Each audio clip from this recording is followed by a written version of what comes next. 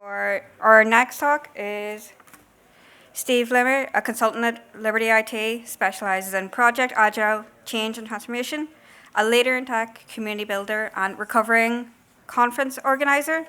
So please welcome Steve up for telling better stories of data. Thank you. All right, folks, we're going to have an AI talk. Oh, no, sorry, that's the other three. Welcome. I'm assuming that if you're coming in here, you're probably not wanting to hear AI, or you're maybe a little bit interested in learning about data, a bit of a nerd like me about data, and you think, I could do something better with it. So, either way, welcome. Hopefully we'll get something from this. This should be enjoyable. Get a few things out of the way first. Number one, this is a feature, it's a temporary feature. Myself and a few colleagues are doing Movember. We're raising charity for two local mental health charities, PIPS and Pieta. So if you'd be so kind to scan the QR code, would be much appreciated. Secondly then, I'll give you a bit of intro if we haven't met. And I know a few people in the audience, but there's loads of people here who have never met before, so welcome, thank you. I'm a consultant in Liberty IT. I've been here about 3 years. Consultant's a bit of an oddball role where we put people who don't have traditional career paths and let them do magic, which is what effectively is what I feel like my role is most of the time, which is great. I've been working in the tech industry for about 18 years or so, and prior to that I've had a varied career. I was a professional DJ, I was a professional soldier, I worked in a mental asylum, so it set me up well for working in tech. Lastly then, whenever I'm not working, I'm punishing myself doing endurance sports. Like many people who've memory hold their early 20s, I've got into endurance sports.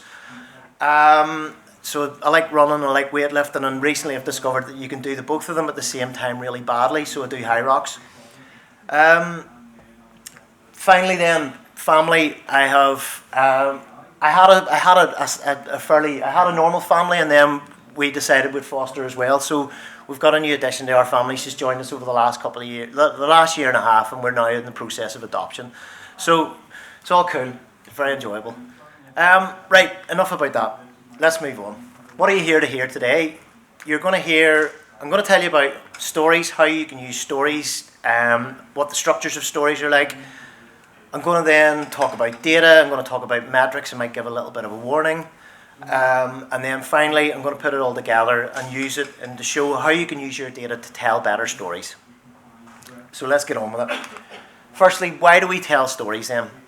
Well, as a species, we've used stories to codify our history, our languages, our culture, and we've passed them down through generations. It is literally how we have told the story of ourselves.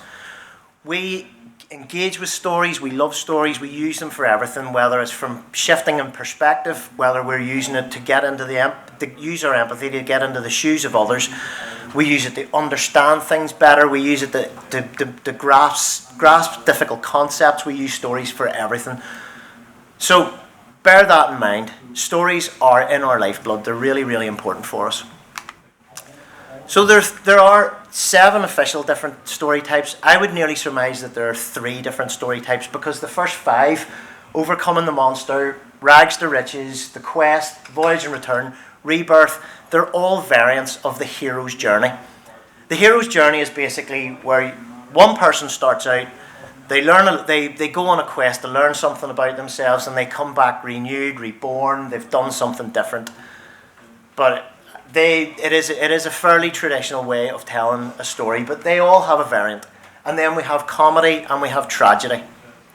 So 7 different types of story. You want to bear this in mind if you are going to tell stories. So how do we do it then? Well, there's a number of ways of telling a story. There's the traditional Shakespearean 5-act play. Shakespeare codified how to tell stories by a 5-act structure. So you would start out with an introduction, you would get your characters, you would get a context. Then there would be a rising action where the characters started to get enthralled and moving into something different and something entertaining. There would always be a midpoint where there's a twist. There's then a falling action where there's consequences arising from those actions, and they play out into the resolution, and in Shakespeare's case, most people just die. So, not really fun. Let's talk about the great storytellers of our time, Pixar. Pixar are the undisputed masters of telling fabulous stories, and they all follow the same structure, and you'll notice it now whenever you see it. So you start out with the setup. You know, you get introduced to your main characters. Then there's an inciting incident. What sets you off? What gets you moving? How is the story going to play out? So in this case, it's always in Toy Story, Woody and Buzz just don't vibe off each other. It doesn't work. Then there's a confrontation. There's always a confrontation in a Pixar movie. Something that sets the characters up against each other or sets them into an inflection where they need to go and do something different. There's a twist. There's always a twist. Something happens that makes them change their perspective, changes the direction of the story, and they move on. There's a dark night of the soul. There's always a reckoning. In Toy Story, Buzz comes to the reckoning that he's just a toy. He is not a special space ranger. Quite heartbreaking, really. But from that new learning, they are reborn. They can move on. They learn something, and it leads up to a really exciting climax. And then finally a resolution. Happy ever after. They've learned something about themselves. They're happy in their skins. They're comfortable, and they want to move on, and they do good things. It's a great way of telling stories. But bear in mind, I'm talking to a tech audience who talks to a tech audience. Therefore, you're not Pixar. Your audience aren't Pixar. So you just need to consider, if you're telling stories, you need a start, a middle, and an end. That's it. All right. That is how to tell stories, why we tell stories. Going on the data then. So I'm assuming that this is a vast majority tech audience, and or you're very, very comfortable in datas and numbers. If so, cool. I'm going to help you here. So why do we use data? We use data for everything. It underpins everything we do in our industry. We would not exist without data, full stop. It is our lifeblood. We use it for everything. And this is a very, very non-comprehensive, very inexhaustive version of things we use data. I actually could have just filled loads of slides with just stuff that we use data for. So we use data for everything. Bear that in mind. I would also say that we are we are generally terrible at using data to portray a message. We tend, as I said, I'm assuming the vast majority of people here come from a STEM background or you're loving the fact that you work in this industry. So therefore you're likely to be very good with numbers, you're likely to be good with very abstract concepts, you're going to be comfortable with large numbers, volumes, data, reams of ratios, percentages, etc. However, the vast majority of the people you need to convince are not. They are not they're neither data literate nor are they comfortable with big numbers. You need to find a way of convincing them. So how do you do that then? Well, you should translate your numbers. So why should you translate your numbers? Ultimately, number one, to make them relatable. So how do we make them relatable? Well, I'll give you a good example here. Here's 1 billion. That's what 1 billion looks like if you weren't aware. 1 billion is a number that we in Liberty IT, I work for Liberty IT. Liberty IT is a wholly owned subsidiary of Liberty Mutual. Liberty Mutual is a Fortune 100 insurance company. We make approximately 50 billion every year in consolidated revenue. We also pay out about a good percentage of that in claims every year, so we are the good guys. Had to say that. So we are very comfortable with that number, 1 billion. Okay, it's something that's pretty common in our language. However, what does that really mean? I mean, it's hard to comprehend really. What is an actual impact of 1 billion? Well, 1 billion, if you consider this, I'm assuming the vast majority of you are Northern Irish, you live in Northern Ireland, or you're just here for the day, whatever. Northern Ireland, the average annual wage is £25,000. £25,000 seems like a lot of money, or can be a lot of money, and in 1 billion that means you can pay 40,000 people their annual salary. What does 40,000 people look like? It's a lot. It looks like this.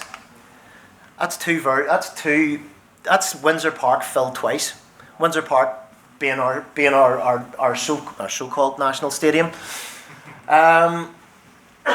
So if you consider what 1 billion can do, 1 billion can pay that amount of people that can fit into that stadiums twice their annual wage. That's a lot. So make things relatable. What else? You want to use your data to help make better decisions. As I said, I'm assuming that vast majority of you are very comfortable with big numbers. Your audience aren't. So therefore, you need to use your ability to translate numbers to help them make better decisions. You need to also gap that bridge. You need to bridge the gap in expertise. There's a high chance that if they're not comfortable with numbers and you're using that to make your point, they're going to get lost. So therefore, go to where they are. Don't go to where you want them to be. And then finally, if you can tell better stories with your data, it will always help you emphasize your points.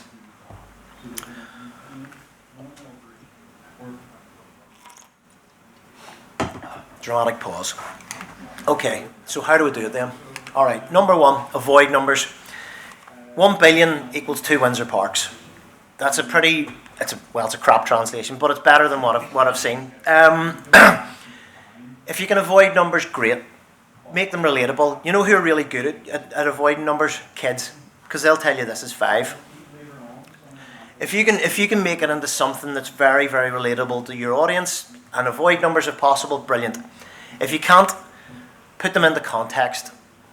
Consider who you're talking to. I deal with the US audience all the time, so if I'm talking about weather, I use Fahrenheit.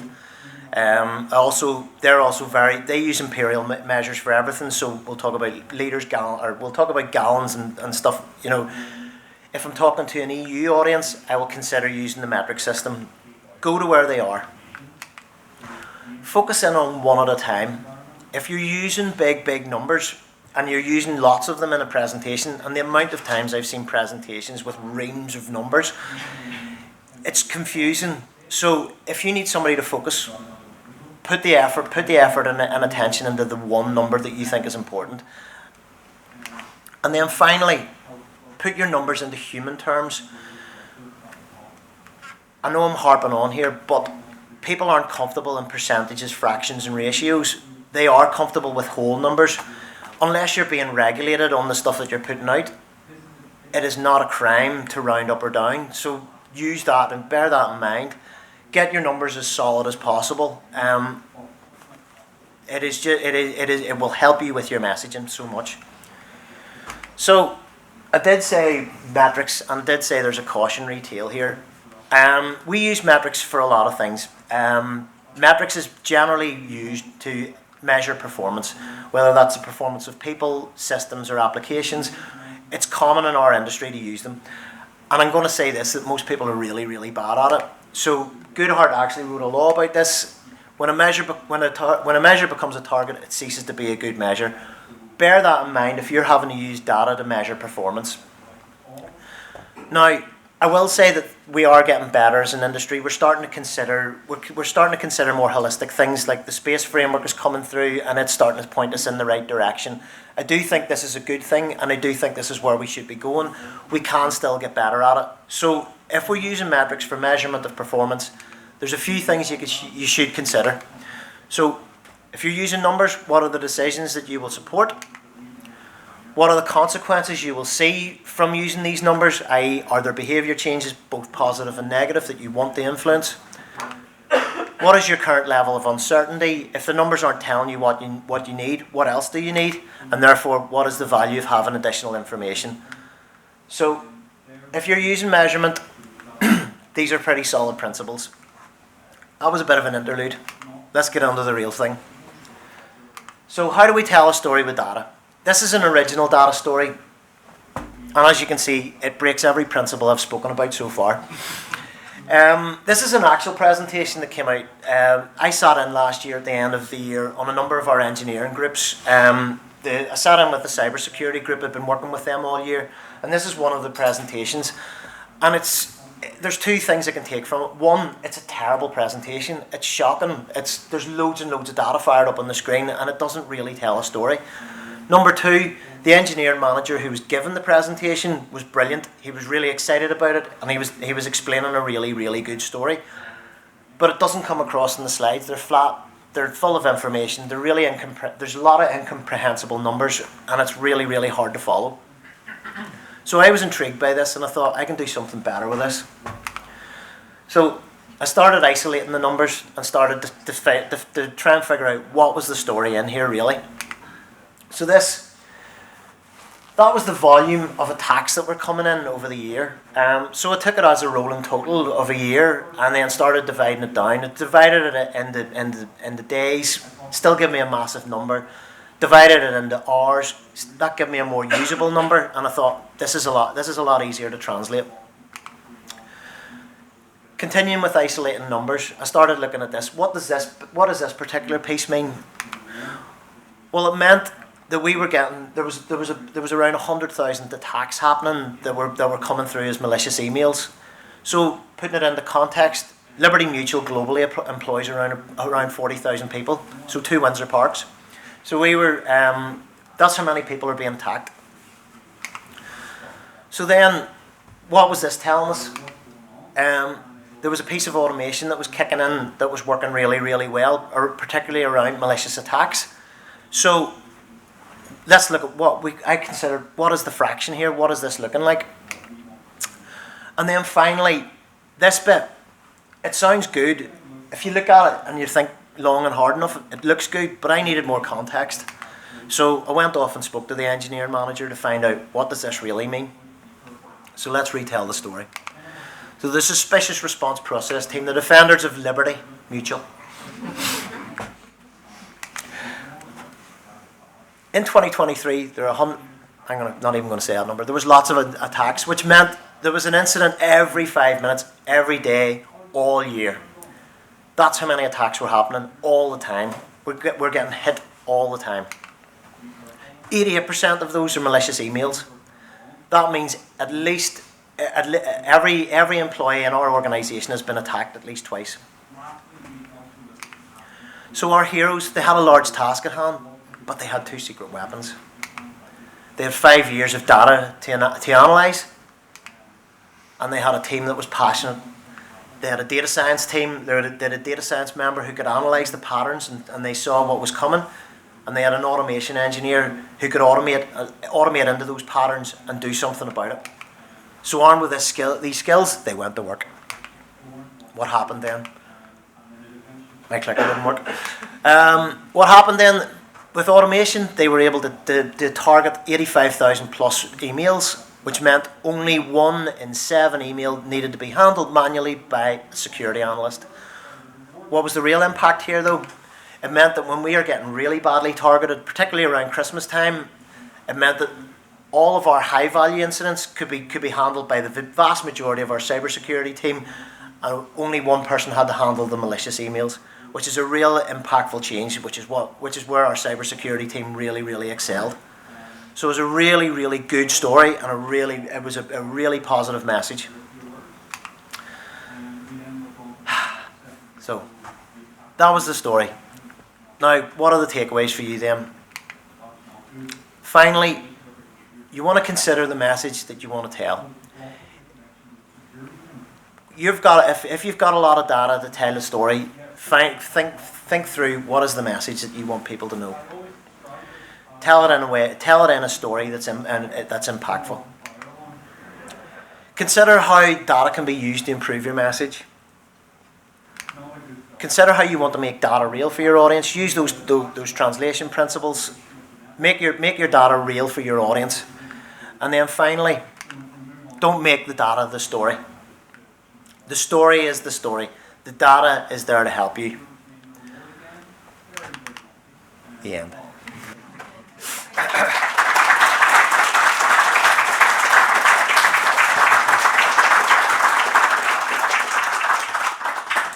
Thanks so much, Steve. At the start, I was spiraling, thinking of every Pixar movie I could think of to see if I followed that trope.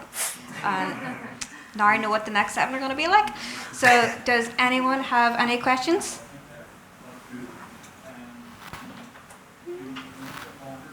No more. You're free to go. Wait, Yeah, there you go. You need to have 20 seconds to wait. So in that you sort of focus more on the textual side of things, telling the story with it. Is there anything to be said for having like graphs and representing the data maybe in a way that more visual learners would appreciate? As long as you can translate your graphs, use if things are going up to the right, it's usually a positive thing. But make sure that comes through in the messaging. So yes, use them to enhance your story, but it's still about the story at the same time. Don't make the graphs the story. Thank you. And anyone else? In terms of what we all know, we encounter regularly: bad data, dodgy data. Yes. How do you make those? Like, I know in a few weeks I present to clients and say your data is shit.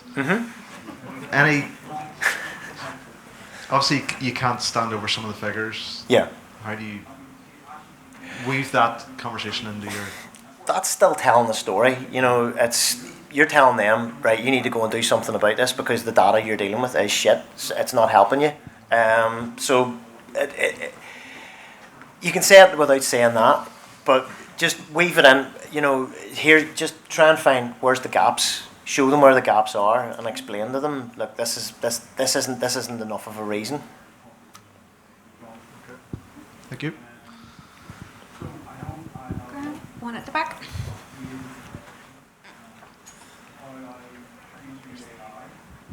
Hey, just want to say it was a great talk. Really, really interesting. In our company, we've started to work on sort of making our data platform work a bit better for us, establishing data products to let people give sort of presentations like yours and allow them to present a lot easier by aggregating the data themselves. One of the things that it kind of came up though was in some situations maybe the opposite can be true, where you need the big number to kind of scare people into doing things. Do you find that there's a context? Do you have to read the context of what you're trying to do to determine whether to make that number smaller or bigger? Does it depend on the audience? Is maybe the question. Yeah, totally. Pardon me. As I say, there's no harm in rounding up or rounding down, but your audience are going to know 115,000 versus 115,953. Do you know what I mean? Keep it as solid and as whole as possible. If you have to round up to 120,000, it's something that they're going to hold in their head. We're not good with numbers. By species, we're not good with numbers. Numbers have only been around for 6,000 years in our recorded history. So therefore, it's easier to go with something really solid and whole. Always go up if you want to scare somebody. Go down if you don't. Thank you very much. Thank you. Any last ones? No? All good. No, thank you so much, Steve. Thank you.